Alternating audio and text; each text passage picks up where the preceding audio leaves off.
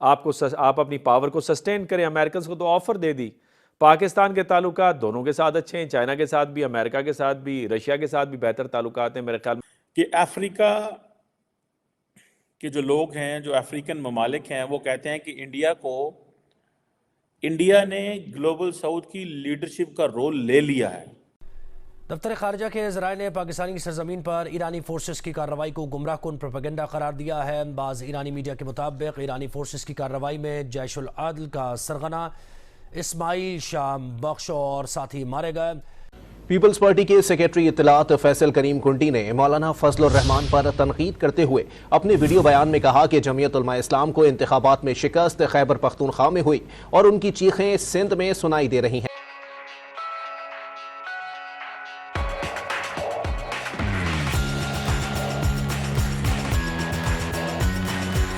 BRICS में अपना role play करेगा। तो इस सारी सिचुएशन में मैं जो जानना चाह रहा हूं वो ये कि अगर पाकिस्तान की फॉरेन पॉलिसी को हम देखें तो पाकिस्तान की स्ट्रेंथ्स क्या हैं, वीकनेसेस क्या हैं, ये जो सिचुएशन जिसको हम अब ज़ेर बहस ला रहे हैं, इसको पाकिस्तान किस तरह से टैकल करे? जी, स्ट्रेंथ्स तो हमारी हैं जिसको हमने कैश नहीं किया। जो हमारी वीकनेस है, हम अपने दुश्मनों को इजाज़त देते हैं कि इसको वो एक्सप्लॉइट करे वल्नरेबिलिटीज़ को। हमने अपनी एक वन साइडेड अपीजमेंट पॉलिसी आज तक रखी है। अब कुछ थोड़ा सा हमने जान आई, जैसे अफगानिस्तान को भी जवाब दे दिया, इंडिया को भी जवाब दे दिया, ईरान को भी जवाब दे दिया। इसी तरह की हमें जो है ना, हर लेवल के ऊपर, चाहे वो फॉरेन पॉलिसी है, चाहे वो डिप्लोमेटिक लेवल है या पॉलिटिकल लेवल है, उसमें हमें प्रोएक्टिव और ऑफेंसिव डिफेंस की पॉलिसी के ऊपर हमें रखना चाहिए और अपनी होम बेस को हम स्ट्रॉन्ग करें। जब तक ये अंदर जो है खलफशार रहेगा, कमजोरियां रहेंगी, तो फिर every Tom Dick and Harry will come and slap you and you will have to offer your second cheek to slap on. यही हमारे साथ आज तक ये हो रहा है और इसका फायदा जो है फिर इंडिया जो है ना भरपूर तरीके से ये उठाता है। इंडिया तो शुरू से चनकिन टैक्टिक्स के ऊपर चलता है कि उनके दूसरों के जितने दोस्त हैं उनको दोस्तों को दुश्मन बनाओ, इनके दुश्मनों को अपना दोस्त बनाओ। और पाकिस्तान डिफॉल्ट करेगा तो दुनिया क्या इससे मैसेज आती है। मैं समझता हूँ पाकिस्तान के पॉलिटिकल जो पॉलिटिशियंस हैं, जो पॉलिटिकल पार्टी हैं, ये अपनी नाक के आगे सोचते नहीं है, ये अपने अलावा सोचती नहीं है कि हमें क्या करना है। एक तो ये बात है। दूसरा, हमें चाइना ने भी ये एडवाइस दी है, सऊदी अरब ने, यूएई ने, दुनिया के हर मुल्क जो पाकिस्तान के वेल विशर है उसने हमें ये एडवाइस दी है कि आप भाई अपने अपने मामला ठीक करें ताकि हम आपके साथ काम कर सकें, आपको इंगेज कर सकें, आपकी भी हेल्प कर सकें। एक तो ये बात है, हम अंदर बैठने को तैयार नहीं है। जितना ज्यादा पोलराइज सोसाइटी है हमारी, ये हमारा सबसे बड़ा the biggest internal threat to Pakistan, ये पोलराइज सोसाइटी। और जिस तरह फिर हम सोशल मीडिया पे जो पोर्ट्रे करते हैं हम अपने आप को, या जिस तरह मार्केट करते हैं कि जी पाकिस्तान के अंदर तो बहुत बुरे हालात है, पाकिस्तान की इकोनॉमी ऐसे है, मुआशरा ऐसी है, इस तरह की चीजें। मैं एक चीज तो ये समझता हूँ। दूसरा, डॉक्टर साहब, इंपॉर्टेंट डेवलपमेंट है, समझने की जरूरत है। पूरी दुनिया में एक टर्म चल रही है फ्रेंड शोरिंग। हमारे अमेरिका के साथ इतने अच्छे ताल्लुकात रहे, हमने अमेरिका के लिए 15-18 साल दहशतगर्दी की जंग लड़ी है। आज ये मौका था जब अमेरिकन कंपनी चाइना से उठ के इंडिया आ रही है फ्रेंड शोरिंग के जरिए, या नियर शोरिंग जो कॉन्सेप्ट है उसके तहत। हम हमारे इंटरनल पॉलिटिकल सिचुएशन ये है कि हम इस चीज को मार्केट नहीं कर सकते, हम ये कैश नहीं कर सकते कि आप आज देखें गूगल हो, शॉमी हो, ओप्पो हो, सैमसंग है, एप्पल है, ये सारी की सारी कंपनी चाइना से उठ के, जिसे एक वेस्टर्न वर्ल्ड टर्मिनोलॉजी दे रही है, चाइना +2 स्ट्रेटजी। यानी कि ये जो स्ट्रेटजी है कि आप चाइना को भी इंगेज करें और चाइना के साथ वाला जो नेबर है उसको भी साथ इंगेज कर लें। मैं समझता हूँ हम इस चीज को मार्केट करने में अपनी, देखें वॉर एंड टेरर तो हम लड़ रहे थे, उसमें इस दौरान इंडिया तरक्की करता रहा, हम इंटरनल मसले सॉल्व करते रहे। हम दहशतगर्दी की जंग में अभी फंसे हुए हैं, थोड़ा सा हमारा इंटरनल कुछ ग्रुप्स रह गए हैं के साथ ही हमें पॉलिटिकल इंस्टेबिलिटी ने मारा है।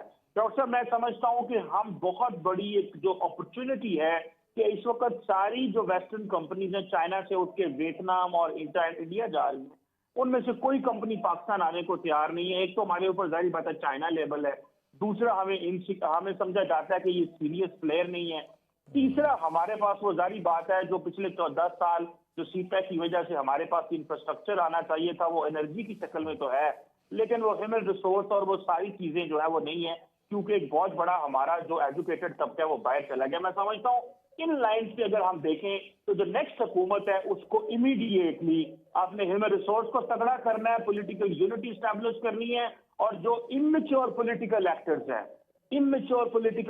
हैं, जो समझते हैं कि पाकिस्तान डिफॉल्ट होता है तो हो जाए, मैं समझता हूँ उनको इमीडिएटली जो है उनको एट द वो ये नहीं कर सकते कॉन्टिन्यूसली कि 25 करोड़ अवाम को होस्टेज बना लें, उनको नॉन सीरियस समझा जाए और नेक्स्ट जो है इस इन्वेस्टमेंट को पाकिस्तान लाया जाए ताकि हम अपनी किस्मत भी बदलें। This is what Africa is saying. Italy के साबका फॉरेन मिनिस्टर ने कहा कि जो India middle east Europe corridor है ये रियल कनेक्टिविटी है। लैटवियन फॉरेन मिनिस्टर ने कहा कि भारत जो है वो दुनिया की 3rd लार्जेस्ट इकोनॉमी बनने जा रही है। ऑस्ट्रिया कह रहा है कि इंडिया जो है वो एक इन्वेस्टमेंट डेस्टिनेशन है। नॉर्वे ने कहा, नॉर्वे के डेप्टी फॉरेन मिनिस्टर ने कहा कि हमारे बड़े मजबूत ताल्लुकात हैं, सो एंड सो। फिनलैंड की फॉरेन मिनिस्टर ने कहा कि इंडिया जो है एक इम्पॉर्टेंट पार्टनर है in terms of ensuring rules based world order.